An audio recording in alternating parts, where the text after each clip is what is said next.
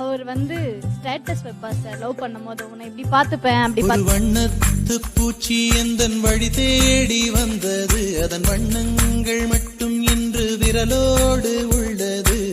தீக்குள்ளே விரல் வைத்தேன், தனி தீவில் கடை வைத்தேன், மணல் வீடு கட்டி வைத்தேன்.